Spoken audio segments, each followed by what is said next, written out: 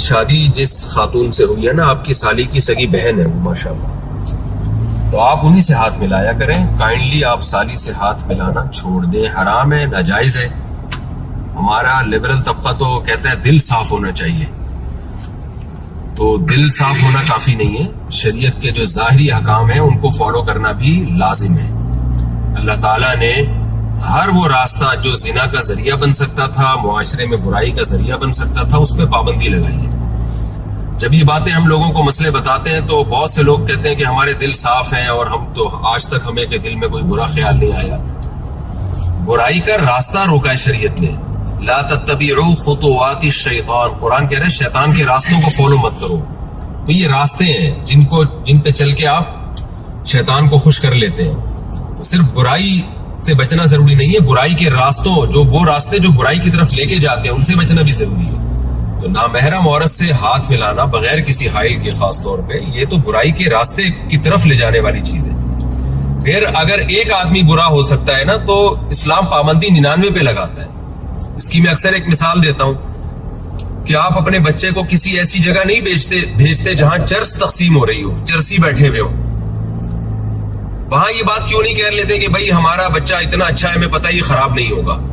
اور واقعی سارے خراب نہیں ہوتے. کہیں چرس تقسیم ہو رہی ہو، مفت میں بٹ رہی ہو، تو 100 بندے بیٹھے ہوئے ہوں گے تو شاید ایک خراب ہو جائے گا، 99 تو بچ جائیں گے. ان کو پتہ ہے یہ نقصان دہ چیز ہے، ہیروئن بٹ رہی ہے، لوگوں کو پتہ ہے یہ نقصان دہ چیز ہے. لیکن بچوں کو کیوں وہاں جانے سے روکا جاتا ہے کہ بھائی کہیں خراب نہ ہو جائے. حالانکہ 100% سب کے خراب ہونے کا یقین نہیں ہوتا، صرف اس خوف سے کہ خراب نہ ہو جائے. تو اسلام نے بھی صرف اس خطرے کی بیس پہ کہ کوئی مرد خراب نہ ہو جائے، کوئی عورت خراب نہ ہو جائے، سب مردوں پہ پابندی لگا دی ہے کہ کوئی بھی کسی نامحرم عورت سے ہاتھ نہیں ملا سکتا. تو یہ بہت بری حرکت ہے، اس سے اجتناب کریں، توبہ کریں. اور کبیرہ گناہ ہے یہ، اس طرح سے نامحرم عورتوں سے ہاتھ ملانا. تو توبہ کریں اس سے، اللہ تعالیٰ آپ کو توبہ کی توفیق دے. اور ناجائز ہے یہ. اور چاہے کوئی بھی ناراض ہو جائے، بعض گھروں خاندانوں میں یہ ہوتا ہے کہ اگر بھابھی سے ہاتھ نہ ملایا جائے یا چچی ممانی سے ہاتھ نہ ملایا جائے وہ ناراض ہو جاتی ہیں. تو لوگ کہتے ہیں اس سے رشتہ داری ٹوٹ رہی ہے.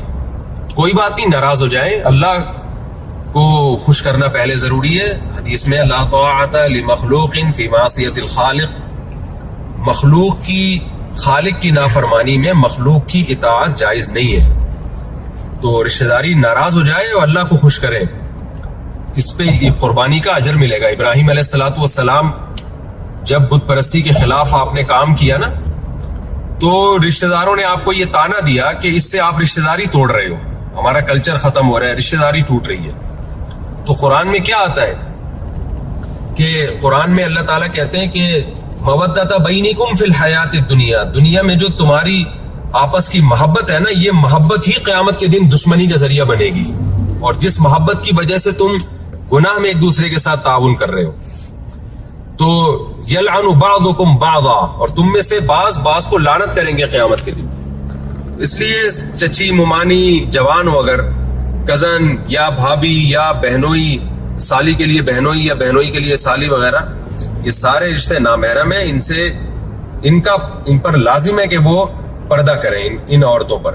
اور جو عورتیں پردہ نہیں کرتی، اگر آپ سے مصافحہ کرنا چاہیں تو آپ ان سے معذرت کر لیں اور کہیں کہ بھائی یہ ناجائز ہے، میں نہیں کر سکتا یہ کام. اچھا، اس پہ پھر عورتیں تانے بھی دیتی، ہاں بڑے صوفی بن رہے ہو، بڑے نیک بنے پھر رہے ہو، اور ہمیں پتہ ہے تم کتنے پانی میں ہو، یہ تو کرتے نہیں، فلاں تو کرتے نہیں. آپ ان سے بولیں بھائی ہم اگر برے ہیں تو اللہ تعالیٰ سے دعا کرتے ہیں اللہ ہمیں اچھے کی توفیق دے، لیکن جو غلط ہے ہم وہ نہیں کریں گے. تو ایسے موقع پہ پھر اگر کوئی کہتا ہے فلاں غلط کام کیوں کرتے ہو، تو آپ کہیں کہ وہ بھی غلط ہے، اس کو بھی آپ کوشش کریں کہ ہم چھوڑ دیں، ہمیں آپ دعا دیں کہ ہم چھوڑ دیں. وجہ اس کی ہے کہ ایک آدمی اگر ایک غلط کام کرتا ہے نا، تو وہ کوئی دوسرا کام صحیح کرنا اگر شروع کر دے گا تو لوگ کہتے ہیں کہ وہ کام بھی تو غلط کر رہے ہو، وہ بھی تو چھوڑو. تو بھائی وہ بھی چھوڑیں گے. اب یہ تو نہیں کہ ایک غلط کر رہے ہیں اس کی وجہ سے دوسرا بھی غلط کرنا شروع کر دیں، یہ نہیں ہوتا. ایک داڑھی والے صاحب آئے، مجھے بتا رہے تھے کہ ایک صاحب نے مجھے دیکھتے ہی کہنا شروع کر دیا داڑھی والے یہ ہوتے ہیں، داڑھی والے یہ کرتے ہیں. تو کہتے ہیں میں نے کہا کہ 2 جرم ہے، ایک داڑھی کاٹنا مستقل جرم ہے اور ایک یہ رشوت لینا مستقل جرم ہے. تو اگر وہ داڑھی والا جو رشوت لے رہا ہے وہ داڑھی بھی کاٹ دے گا تو ڈبل مجرم ہو جائے گا.